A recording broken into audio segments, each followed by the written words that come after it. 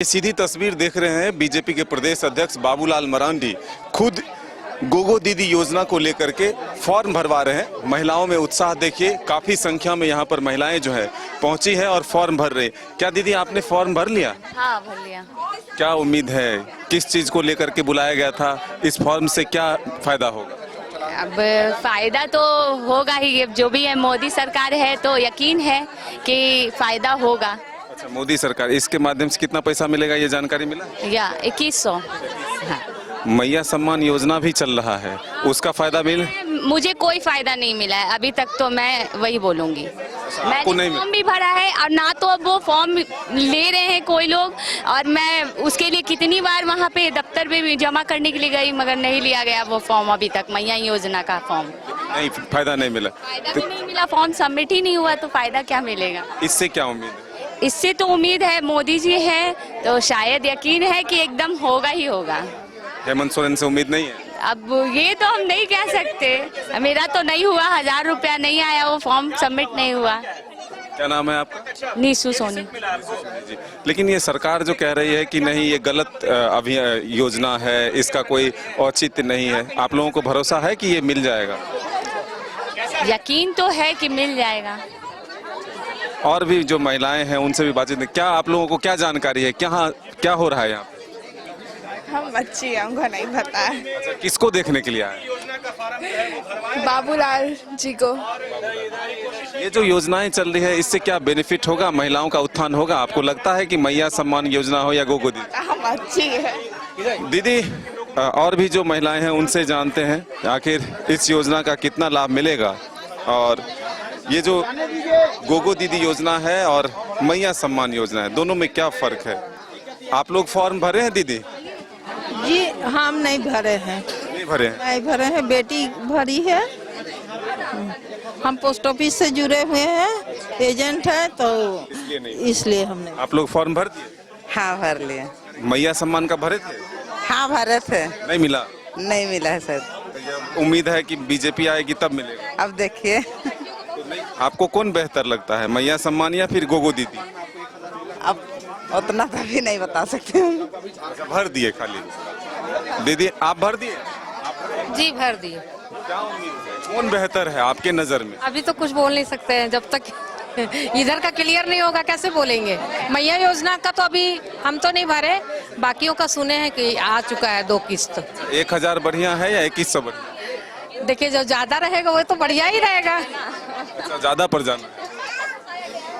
ज्यादा तो नहीं, मोदी जी बहुत अच्छा कार्य उनका है, उन पे बहुत उम्मीद है हम लोग को। मोदी जी पे उम्मीद है, 2100 पर नहीं, 1000 पे नहीं जाना? हाँ, मोदी नहीं देखिए, लेकिन उनसे बहुत उम्मीद है हम लोग को, अपने देशवासियों के लिए कुछ करे वो। मोदी जी से उम्मीद है। बाबूलाल जी प्रदेश अध्यक्ष हैं। देखिए, आप सब लोगों के सामने है और पूरे प्रदेश से जो सूचनाएं आ रही है, हम सब लोगों ने जितना भी फॉर्म भेजे थे वो सब कम पड़ रहा है, और प्रत्येक दिन क्षेत्र से, राज्य के भिन्न भिन्न कोनों से ये मांग आ रही कि फिर से फॉर्म भेजा जाए। तो मैं कह सकता हूं कि जबरदस्त उत्साह है, और उत्साह का कारण भी है क्योंकि भारतीय जनता पार्टी के प्रति, देश के प्रधानमंत्री नरेंद्र मोदी जी के प्रति लोगों की जो विश्वास, क्योंकि लोग जानते हैं कि भारतीय जनता पार्टी और देश के प्रधानमंत्री नरेंद्र मोदी जी जो भी घोषणा करते हैं, वादा करते हैं, उसको वो पूरा करते हैं। और इसलिए लोगों को भरोसा है कि इन्होंने वादा किया है, घोषणा किया है पार्टी ने, तो निश्चित रूप से सरकार बनते ही पहले कैबिनेट में ये सब निर्णय हो जाएगी, और फिर जिन लोगों ने आज फॉर्म भरा है उसको हम लोग जो आधकट्टी ले करके जाते हैं, उसको हम लोग बाज़ाब्ता, जिसको क्या कहते हैं, कंप्यूटराइज में सब कुछ हम लोग कर लेंगे, और सरकार बनते ही महीना के 11 तारीख को 2100 रुपया उनके बैंक खाते में पैसा चला जाए।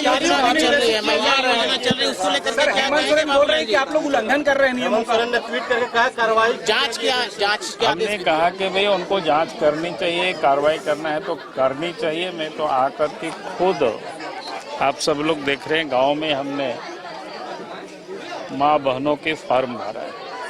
और भारतीय जनता पार्टी और मोदी जी की सरकार देश में महिलाओं का सशक्तिकरण के लिए आज पहली दफा कोई कार्यक्रम कर रही, ऐसा नहीं है।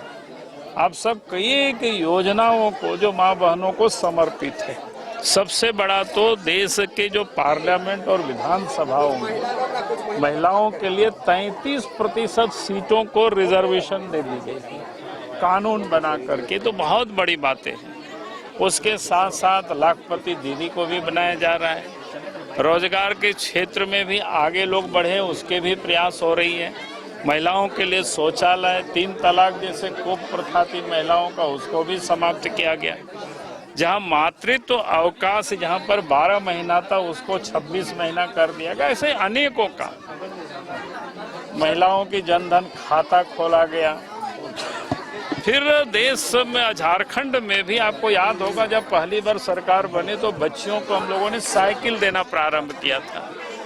और उसके साथ साथ साइकिल के साथ मैं कहूँगा कि पिछली सरकार ने 1 रुपया में रजिस्ट्री भी 50 लाख रुपया तक की संपत्ति 1 रुपया में रजिस्ट्री। हेलो हेलो, अरे उधर से याद है कि तुम लगाए? अरे थोड़ा सा एक मिनट शांत हो। हेलो, हाँ सर, योजनाएं लाई जाती हैं, हाँ लैंड हो गया अभी तुरंत उतरे। नरेंद्र मोदी के नेतृत्व में पूरी होती है। पहले हाँ। की योजनाओं की भी बात उन्होंने कही है। ठीक है ठीक है। उन्होंने साफ तौर पे कहा है कि सरकार जब बनेगी तो प्रत्येक महीने की 11 तारीख को ठीक है जो ठीक दीदियां हैं ठीक जिनका है, फॉर्म भरा है उनके खाते में 7 बजे ठीक है, ओके, आएंगे। और हाँ ठीक है ठीक लगातार हम लोगों में उत्साह अधिकारियों के अच्छा द्वारा बाबूलाल जी, जो जो चुनाव के हेमंत परिणाम सोरेन आए का ये जो आदेश है, मुख्यमंत्री का आदेश की कार्रवाई की जाएगी, ये क्या बौखलाहट का प्रतीक है?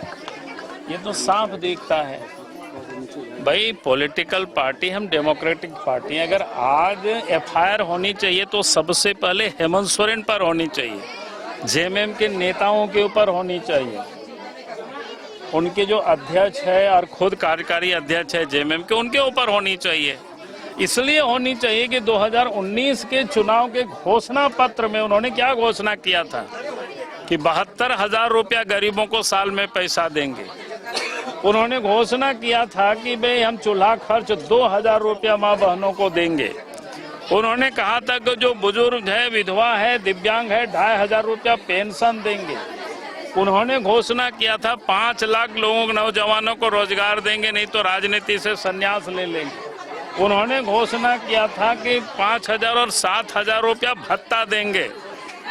अगर आज एफआईआर होना चाहिए कायदे से तो पहला एफआईआर हेमंत सोरेन के ऊपर होना चाहिए, शिबू सोरेन के ऊपर होना चाहिए, जिन्होंने घोषणा किया था और जनता को ठगा है। हमारे ऊपर उस दिन घोषणा करेगी जब बीजेपी की सरकार बने और हम नहीं देंगे तब आप कह सकते हो। आज तो उन्होंने घोषणा किया था और नहीं दे रहे हैं, और अब चुनाव आया तो 1,000 रुपया थमा रहे हैं 2 महीना से और कह रहे हैं कि इसके ऊपर एफआईआर होनी चाहिए, कार्रवाई होनी चाहिए। मैं तो कहूंगा कि आज अगर एफआईआर होनी चाहिए तो हमारे लोग जाएंगे थाना में ले जाकर के उन घोषणा पत्र को लेकर के। शिबू सोरेन ने, हेमंत सोरेन ने, शिबू सोरेन अध्यक्ष है, हेमंत सोरेन कार्यकारी अध्यक्ष है, वो लोग जिम्मेवार हैं। उन लोगों के ऊपर एफआईआर होने चाहिए। इसलिए एफआईआर होना चाहिए। उन्होंने झूठ बोल करके जनता से वोट मांगा तो और ठगा है और कह रहा है बीजेपी के ऊपर एफआईआर करेंगे। एफआईआर करिए, हम तो खुद आए हैं।